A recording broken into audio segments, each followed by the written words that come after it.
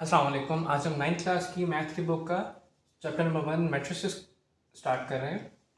सबसे पहले ये समझ लेते हैं कि मैट्रिसेस क्या है। मैट्रिसेस एक प्लूरल वर्ड है जो कि वर्ड मैट्रिक्स से निकला। अब मैट्रिक्स क्या होता है उसको हम देख लेते हैं। मैट्रिक्स आपके पास ऐसी वैल्यूज जो कि आपके पास ब्रैकेट्स में अवेलेबल हो, ब्रैकेट्स में कोई भी रियल नंबर्स 1 2 3 एंड 4, ये एक मैट्रिक्स है। अगर मैं एक और एग्जांपल इसकी ले लूं 1 एंड 2, ये भी एक मैट्रिक्स है। अगर मैं एक और एग्जांपल ले लूं इसकी 1 एंड 2, ये भी एक मैट्रिक्स है। तो मैट्रिक्स आपके पास ऐसा सेट जिसके अंदर रियल नंबर्स हो ब्रैकेट्स के अंदर, तो वो एक मैट्रिक्स कहलाएगा। इस चैप्टर को स्टार्ट करने से पहले कुछ कॉन्सेप्ट्स हैं वो आपके क्लियर होने चाहिए। आपको पता होना चाहिए कि किसी भी मैट्रिक्स के अंदर रोज क्या होती हैं। तो सबसे पहले हम रोज को डिस्कस कर लेते हैं कि रोज क्या है। ठीक है, एक मैट्रिक्स बना लेते हैं एग्जांपल के लिए। ये एक मैट्रिक्स है। रोज क्या है? ऐसी वैल्यूज जो कि हॉरिजॉन्टली आपके पास किसी मैट्रिक्स में टर्म्स अवेलेबल हो, उन्हें हम रोज कहते हैं। हॉरिजॉन्टली का मतलब क्या हुआ? ये टर्म मेरे पास हॉरिजॉन्टली अवेलेबल है तो ये रो 1 कहलाएगी।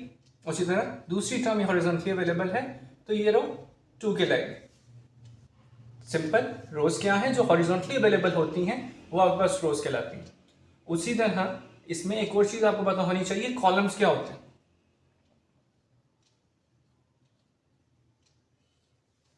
एक एग्जांपल ले लेते हैं फिर उसको मूव करते हैं, उससे आगे कॉलम को डिस्कस कर लेते हैं। उससे एग्जांपल सेम ही ले लेता हूं 1 2 3 एंड 4। कॉलम्स क्या होते हैं? ऐसी टर्म्स जो कि आपके पास वर्टिकली अवेलेबल हो किसी भी मैट्रिक्स के अंदर, तो वो कॉलम्स कहलाते हैं। वर्टिकली कॉलम 1, वर्टिकली कॉलम 2, ये रोज एंड कॉलम है। नेक्स्ट टॉपिक जो हमने कवर करना है वो ऑर्डर ऑफ अ मैट्रिक्स। हम उसकी तरफ मूव करते हैं। Order of a matrix. Order of a matrix आपके पास क्या होता है? एग्जांपल से कंटिन्यू करते हैं। एक मैट्रिक्स लिख लेता हूं मैं। मेरा मैट्रिक्स आ गया 1 2 3 and 4। Order of a matrix आपके पास क्या होता है? उसका फॉर्मूला आपके पास है रोज इनटू कॉलम। इसको मुख्तलिफ तरह से रीड किया जा सकता है, मुख्तलिफ तरह से लिखा जा सकता है। इसको हम ऐसे भी लिख सकते हैं rows by column. That's your choice कि आप इसको किस तरह लिखते हैं। आप इस तरह लिखते हैं या फिर इस तरह लिखते हैं। ठीक है, रीड भी आप डिफरेंट मेथड से आप इसको कर सकते हैं। आप इसको पढ़ सकते हैं रोज इनटू कॉलम, रोज क्रॉस कॉलम, और इसको हम रीड ऐसे लिख सकते हैं रोज बाय कॉलम। अब मैंने लास्ट जो हमने कवर किया उससे मुझे ये आइडिया हो गया कि आपके पास रोज क्या होती हैं और कॉलम्स क्या होते हैं। हम रोज फाइंड कर लेते हैं। रोज आपके पास क्या है? जो हॉरिजॉन्टली मेरे पास टर्म्स अवेलेबल हैं वो मेरी रोज, रो 1। हॉरिजॉन्टली मेरे पास टर्म्स जो अवेलेबल हैं वो रोज हैं, रो 2। मेरे पास दो रोज हैं तो खामोशी से मैं इनकी टर्म्स लिख दूंगा। मेरे पास रोज कितनी आ गई? 2। अब कॉलम्स देखने हैं, कितनी टर्म्स मेरे पास वर्टिकली अवेलेबल हैं? कॉलम 1 वर्टिकली अवेलेबल हैं, कॉलम 2 मेरे पास 2 आ गई। ऑर्डर ऑफ अ मैट्रिक्स आपके पास क्या बना? 2 क्रॉस 2, या रीड करना चाहें आप तो ऐसे भी रीड कर सकते हैं 2 बाई 2। ये कॉन्सेप्ट है आपके पास ऑर्डर ऑफ अ मैट्रिक्स। एक और छोटा सा कॉन्सेप्ट है उसको भी हम देख लेते हैं, फिर हम एक्सरसाइज की तरफ मूव करेंगे। कॉन्सेप्ट क्या है आपके पास?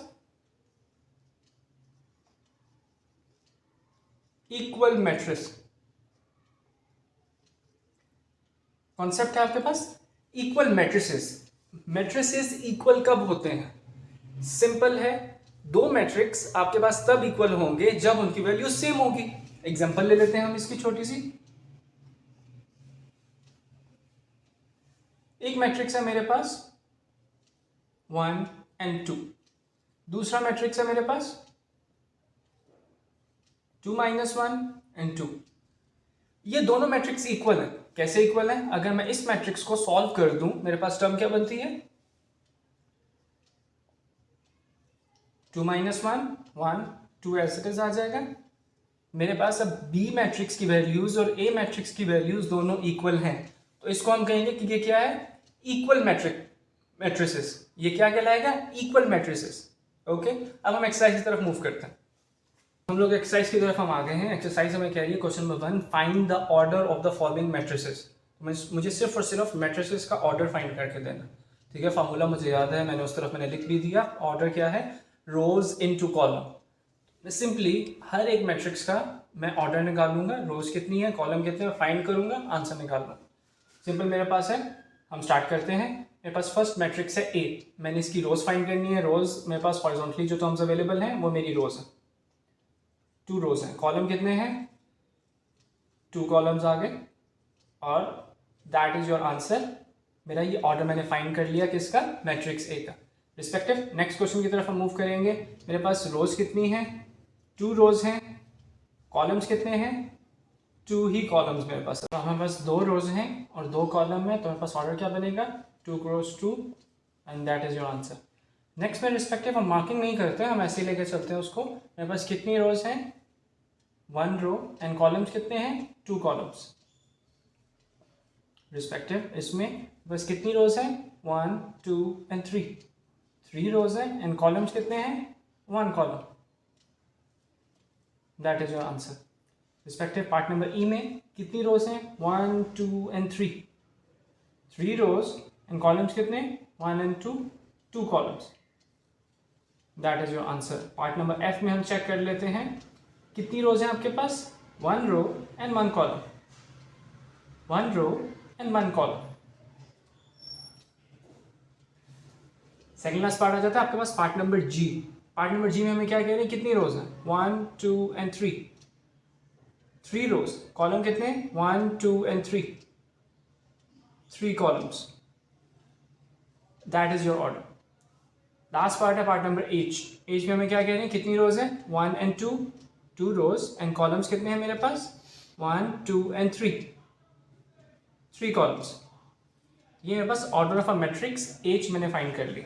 रिस्पेक्टिव क्वेश्चन नंबर 2 हम उसकी तरफ मूव करते हैं फिर। ओके, नेक्स्ट क्वेश्चन आपके पास है क्वेश्चन नंबर 2 एक्सरसाइज 1.1 का, which of the following matrices are equal. मुझे चेक करना है इनमें से कौन सा ऐसे मैट्रिसेस हैं जो कि इक्वल है। उसको चेक करने से पहले कुछ टर्म्स हैं जो कि अभी यहाँ पे मैट्रिक्स ऐसे हैं जिनको हम सॉल्व कर सकते हैं। पहले मैं उनको सॉल्व कर लेता हूँ, फिर मैं चेक करता हूँ कौन कौन से मैट्रिसेस हैं जो कि इक्वल। जैसे मेरे पास ये पार्ट नंबर सी जो है ये सॉल्व हो सकता है, इसको मैं सॉल्व करूँ, मेरे पास टर्म आ जाएगी 5 - 2 3 रिस्पेक्टिव। मेरे पास जी मैट्रिक्स है, ये सॉल्व हो सकता है, इसकी टर्म मेरे पास बन जाएगी 2 एंड 6 रिस्पेक्टिव। मेरे पास पार्ट नंबर आई है, वो सॉल्व हो सकता है, टर्म बन जाएगी 3 एंड 5। पार्ट नंबर जे है, सॉल्व हो सकता है, टर्म बन जाएगी 4 6 0 एंड 2। अब हम चेक कर लेते हैं कौन कौन से मैट्रिसेस इन सब मैट्रिसेस में इक्वल हैं। मैं फर्स्ट को पिक करता हूँ, ए मैट्रिक्स। ए मैट्रिक्स में मेरे पास टर्म है 3। मैं सब मैट्रिक्स को चेक करूँगा किस मैट्रिक्स में टर्म मेरे पास 3 अवेलेबल है। पार्ट नंबर सी, ए और सी दोनों में 3 टर्म अवेलेबल है, 3 ही वैल्यू अवेलेबल है, तो ये दोनों इक्वल मैट्रिक्स कहलाएंगे। मैं इसको लिख सकता हूँ, A is equal to C. B matrix में मेरे पास टर्म्स हैं 3 एंड 5। मैं सब मैट्रिक्स में चेक करूँगा कहाँ पे 3 एंड 5 अवेलेबल है। मेरे पास आई में 3 एंड 5 अवेलेबल है, तो मेरे पास टर्म आ जाएगी बी इज इक्वल टू आई। ये दोनों मैट्रिसेस इक्वल है।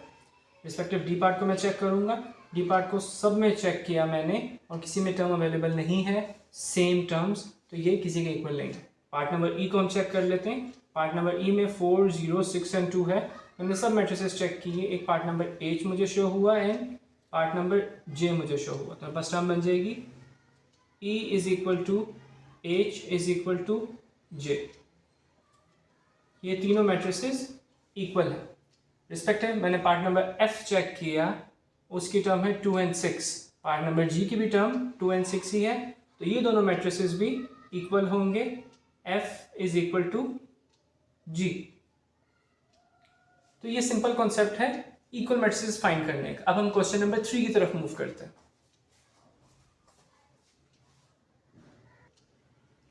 ओके, लास्ट क्वेश्चन है आपका इस एक्सरसाइज का, क्वेश्चन नंबर 3। उसमें इन्होंने मैट्रिक्स हमें दिया हुआ है, कह रहे हैं ये मैट्रिक्स और ये मैट्रिक्स इक्वल है, तो आप हमें find the values of a b c and d. मुझे इन 4 टर्म्स की वैल्यू निकाल के देनी।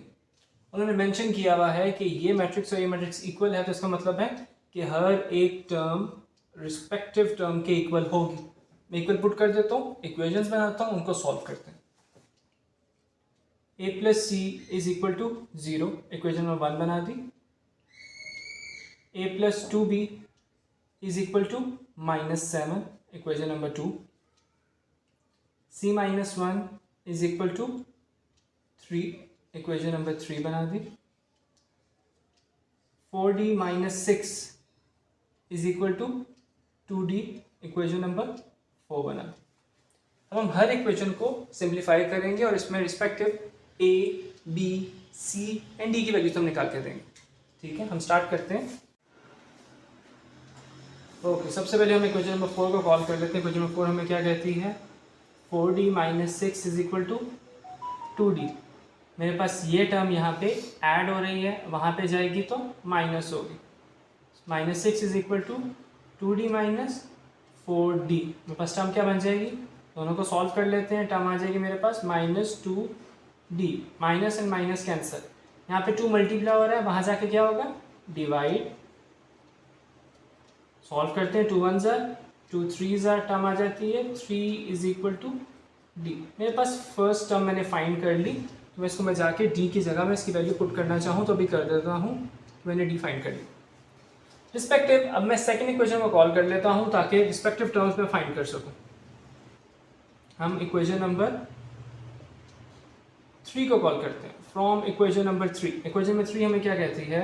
इक्वेशन नंबर 3 हमें कहती है c minus 1 is equal to 3।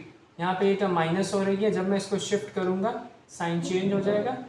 3 plus 1 answer आएगा 3 इज इक्वल टू 4। मेरे पास c की टर्म आ गई। c की टर्म मेरे पास क्या आ गई? 4। रिस्पेक्टिव, मैं इक्वेशन नंबर 1 को कॉल करता हूँ अब।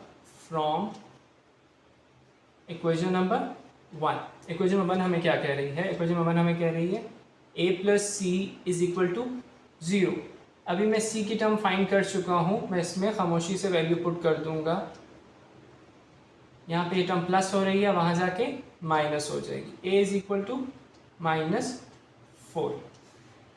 लास्ट इक्वेशन को कॉल करते हैं अब हम। From equation number 2, equation number 2 हमें क्या कहती है? इक्वेशन नंबर 2 हमें कह रही है a plus 2b is equal to -7। मैं a की टर्म फाइंड कर चुका हूँ, a की टर्म पुट करते हैं। -4 plus 2b is equal to -7। ये टर्म यहाँ पे सब्ट्रैक्ट हो रही है, जब इसको शिफ्ट करूँगा तो साइन चेंज हो जाएगा। 2b is equal to -7 plus 4, term आ जाती है 2b इज इक्वल टू -3। यहाँ पे 2 मल्टीप्लाई हो रहा है, वहाँ जाके डिवाइड होगा। -3 डिवाइडेड बाई 2। यहाँ तक आपका आंसर कंप्लीट है। चाहे तो इसको आप डिवाइड करके टर्म लिख सकते हैं, आंसर आ जाएगा -1.5। a और b की टर्म मेरे पास रिस्पेक्टिव आ चुकी है, -4 एंड -1.5। यहाँ तक आपका आंसर कंप्लीट है। ठीक है, तो क्वेश्चन नंबर 3 में आपकी रिक्वायरमेंट थी हमें a, b, c and d की वैल्यू निकाल के दे, हमने निकाल दी। ठीक है, लेकिन अगर आप चेक करना चाहें कि आपका आंसर ठीक है या नहीं, तो उसको आप कैसे चेक कर सकते हैं? ये जो मेरे पास a, b, c, d की वैल्यू आई है, इसको मैं इन मैट्रिसेस में पुट करूँ तो दोनों का आंसर इक्वल आएगा। यहाँ पे आपकी एक्सरसाइज कंप्लीट होती है। कुछ बेसिक्स से कॉन्सेप्ट्स हैं, टेक्निक्स हैं, वो मैं आपके साथ में शेयर कर देता हूँ।